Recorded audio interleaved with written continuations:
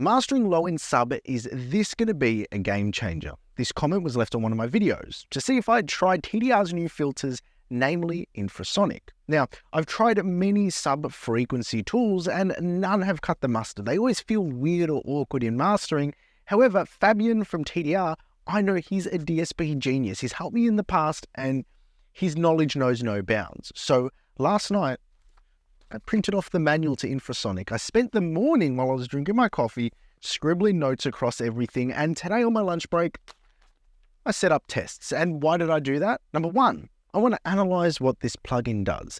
Number two, I want to emulate the issue I have with low end in mastering. Number three, I want to seek to rectify the issue in a controlled test. Now, let's go through these features. And as I do, because I'm only a day new to this plugin, I'm going to go through some of my notes just to see if it's working the way it says and make sense of this all. You'll learn this with me, I guess. So the first thing is you've got your frequency here, and your frequency is the corner frequency of the high pass filter. So if you're set to, let's say 50 Hertz, at 50 Hertz, you've got -3 decibels of gain at that point of the curve. Now, the slope at 0 is 3 decibels per octave. The slope at 100% is 48 decibels per octave. I did a comparative sort of graphing with Pro Q3, and 25% is about a first order filter, which is 6 decibels per octave. And then for the filtering loss compensation methods, the idea of it is, well, you've got rid of all these subharmonic or infrasonic frequencies, which we necessarily can't hear below 20 Hertz. How can we replenish that energy in the mix? So one way is, let's get a dynamic meter here. You've got a signal and you just add a dynamic bump. And what this does is it adds a bump at that corner frequency. So let's say 48.7 Hertz, which is, or 0.4, which is this. You get a little bit of a bump at that curve. It's a dynamic bump. So it's not linear. It's on transients. It gives it a little bit of a bump, which is interesting. Then you've got, let's go to the harmonic analysis. You've got second order filters. So you can, second order harmonics, which is cool. You got third order harmonics, which is cool. And this is what I really want to test out, a subharmonic. So what it does is it implements a harmonic underneath the fundamental. So if we click here, we can see at 24 Hertz, which is an octave below 48 Hertz, which is the center frequency or the feed-in frequency, it creates a subharmonic, and then it generates a series of odd order harmonics above that, which I think is really cool. That's really the magic, which I'm hoping if I choose to clean up my mix in the lows, then I'm able to replenish some of that energy by putting this back in. Now, that's the general consensus of it. You got a high pass filter, a dynamic bump, some second, third order harmonics, and subharmonics. That's the crux of it. Now, to emulate the issue I have with low end when I'm mastering. See, when I add a clipper, and typically that's for loudness, I introduce harmonics, and those are higher frequency content. And by introducing more high frequency content, my subs feel relatively weaker. Then maybe I want to control dynamics. I add compression. Low frequencies take a bit of a beating under most styles of compression unless it's multiband. Same with when you're using saturation for color. You guessed it, there's more harmonics. Or you're using a limiter for loudness. Again, the subs can take a beating, and you've probably seen me monitor the delta signals pretty closely to make sure I'm not killing my subs in mastering too much. There's no excuse for not knowing how my tools work, and I'm not trying to find a band-aid solution because I'm aware of the trade-offs all different kinds of tools have, and this will definitely have trade-offs too. But there's something I fall in love with in an original mix. Sometimes the subs in an unmastered mix, I find myself chasing that original deep sub extension, that feel and that dynamic heartbeat of an original mix. Because when I'm driving loudness in a master, it can take that away. And it's my goal to make sure it doesn't. And I typically do achieve that, but not without a bit of pushing and pulling and tweaking to get there. So what I'm hoping to do is using Infrasonic, using some of these features here, the subharmonic, the dynamic bump, getting the slope and the center frequency right, is I'm hoping I can recreate some of that sub energy of the original mix in a nice way, in a beautiful way. So to emulate this issue, I've got a mix here, and I've got standard clip, TDR Katalnikov, running in very conservative amounts, as much as I'd probably use in mastering. Then I've got the original mix up here, and we're going to A/B it, and then we're going to null test so we can hear what harmonics it's introducing and what sub it's actually reducing and taking away. And they're perfectly level matched as well, mind you. So let's listen to before and then after. Bajo se tembla como un grito de Cthulhu. Bajo se tembla como un grito de Cthulhu. Bajo se tembla como un grito de Cthulhu. Bajo se tembla como un grito de Cthulhu. Bajo se tembla como un grito de Cthulhu. Bajo se tembla como un grito de Cthulhu. Bajo se tembla como un grito de Cthulhu. Bajo se tembla. So that's just the low end punch that the compressor's taking away, even just at half a dB there. Yeah, not much.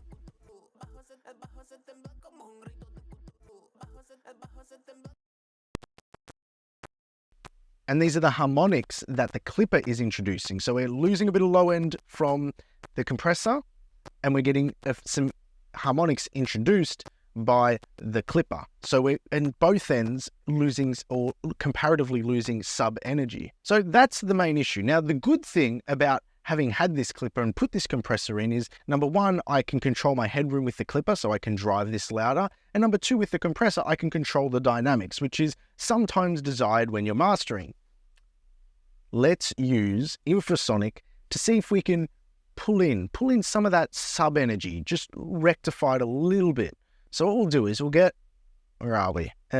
Infrasonic. Now, I still got this in demo mode. I actually got to, if I enjoy this, I need to buy it. It's as simple as that. If this works for me, I need to go spend the money. I'm not going to even bother hitting up Fabian for an NFR. I'm just going to spend the money. But let's have a listen here. And what the first thing I want to do is, because we are using a high pass filter, I'm going to quickly look at the spectrogram here to see where this lowest frequency is, especially in the kick, because I want that kick to extend low. I want to use the high pass filter to get rid of anything that's not necessary, but I want to make sure I don't cut too much of that energy off. So that kick drum, the main thump is between about 88 to 300. That's pretty cool. And the sustain of that kick goes all the way down to 40 Hertz. Now, there's a fundamental of that subline is around 40 Hertz as well. So I think cutting at 40 Hertz might be a little bit too high. We might sit the slope at about 35 Hertz, let's say. 35 Hertz. We might use a 25%, so first order filter, and we'll start to just carve this line. I'm going to crank it a bit so I can hear or feel that wobble, so to speak, in the low end, and try and tighten it up before using the dynamic bump and subharmonics. Bajo se tembla como un grito de Cthulhu. Bajo se tembla como un grito de Cthulhu. Bajo se tembla como un grito de Cthulhu. Bajo se tembla como un grito de Cthulhu. Bajo se tembla como un grito de Cthulhu. Bajo se tembla como un grito de Cthulhu. Bajo se tembla como un grito de Cthulhu. Bajo se tembla como un grito de Cthulhu. Bajo se tembla como un grito de Cthulhu.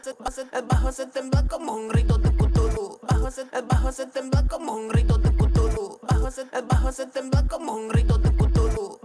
Bajo se tembla como un grito de Cthulhu.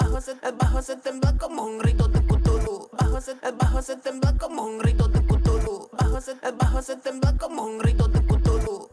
Bajo se tembla como un grito de Cthulhu. Bajo se tembla como un grito de Cthulhu. Bajo se tembla como un grito de Cthulhu. Bajo se tembla como un grito de Cthulhu. Bajo se tembla como un grito de Cthulhu. Bajo se tembla como un grito de Cthulhu. Bajo se tembla como un grito de Cthulhu. Bajo se tembla como un grito de Cthulhu. Bajo se tembla como un grito de Cthulhu. Bajo se tembla como un grito de Cthulhu. Bajo se tembla como un grito de Cthulhu. Bajo se tembla como un grito de Cthulhu. I just had to play that once on the B version. Listen to this before and after. That's really tightened it up, but also kept that low end extension. So this is before at the top, and this is after on the bottom. Bajo se tembla como un grito de Cthulhu. Bajo se tembla como un grito de Cthulhu. Bajo se tembla como un grito de Cthulhu. Bajo se tembla como un grito de Cthulhu. Bajo se tembla como un grito de Cthulhu. I really like that. Now, there's one little feature I used in here, which is the filtered energy factor. That's basically how much of those harmonics we're putting back in. So if I go over to good old Plugin Doctor, where are we? We put this subharmonic here. If we bring that down, it actually reduces the amount of harmonics. I just felt at 100% it was a little bit too much harmonics coming from those sub harmonics that we introduced, and it felt a little bit gritty. So 50%, it was really nice. Really nice. I really like that. Did this fix my issue? Well, yeah, I feel like I have that original fatness, but more tighter. Typically, if I just put a high pass filter there and got rid of these harmonics, it'd feel dead. And I don't want to do that. I want to be able to tighten up the low end, process it, clip it, add compression, lose a bit of that relative low end. And this sub-harmonic, and I did use some even order harmonics as well in tandem with that, it fills it out in a really nice way. The dynamic bump was interesting. It was probably a little bit too much for what I needed. This was already punchy enough. I didn't need a dynamic bump. It'd be interesting to see that in other applications. Is this a tool you've been using? Have you got use cases for this? Yeah, let me know in the comment section below. What do you guys do to manage low end in your masters? Especially when you're driving it hard and some of that low end starts to fall away, what do you do to manage it? Anyway, I'll leave it there, and until next time, take care.